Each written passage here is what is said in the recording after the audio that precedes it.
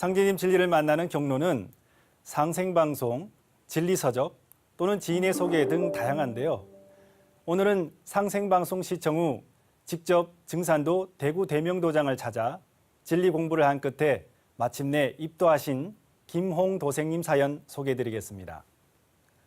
김 도생님은 중국 길림성 연변에서 한국으로 왔는데요. 작은 딸이 2003년 한국으로 시집 오면서 그 다음에 초청을 받게 된 것이죠. 이후 식당 종업원과 청소 등 일을 하다가 2012년 4월 골다공증으로 쓰러지고 말았습니다. 한국에서의 생활은 좋은 일도 많았지만 고통과 좌절로 극단적인 결심까지 한 적도 있었는데요. 다행히 사랑하는 딸들을 생각하며 이겨냈다고 합니다.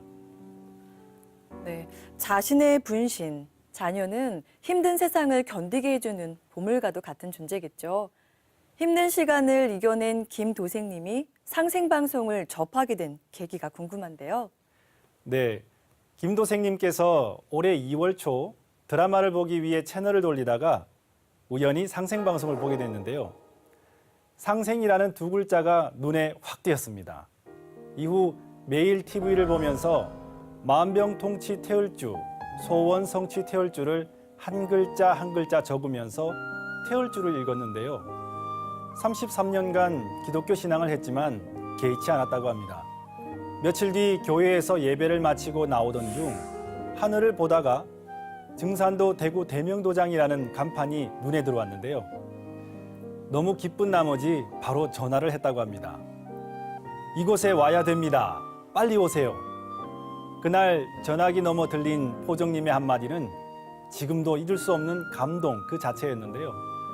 그 일을 계기로 증산도 도장에서 태을주 정성수행과 진리 공부를 시작하게 된 것이죠. 교회에 다녀오던 길에 우연히 발견한 증산도 도장 간판 덕분에 상제님 진리를 공부하게 되신 건데요. 도장에서 태울주 정성수행을 하면서 재미있는 체험도 하셨을 것 같습니다. 네, 맞습니다. 도장에서 진리 공부를 하던 어느 날 밤에 신비한 꿈을 꾸었는데요. 큰 집에서 김 도생님은 문 어귀에 앉아 있고 몇 미터쯤 앞에 보이는 자그마한 방에선 환한 빛이 비치고 있었습니다. 그때 어떤 남자 신명이 문 어귀는 네가 있을 곳이 아니니 저 앞 환한 방으로 가라고 했는데요. 꿈에서 깬 후 조상님이 새 생명의 길로 인도해 주신 것을 느낄 수 있었습니다. 조상천도식을 모셔야겠다는 결심은 당연한 일이었죠.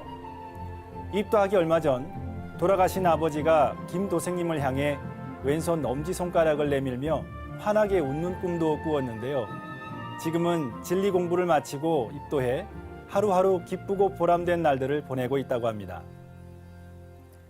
종도사님께서는 이제 아버지 세상을 맞이해서 아버지 공부를 해야 한다라고 하셨는데요. 지구촌 모든 인류에게 해당되는 말씀이 아닐까 합니다. 인생의 고난을 극복한 후 참 하나님을 만난 김홍 도생님이 일심으로 신앙에 큰 열매 맺으시길 응원합니다.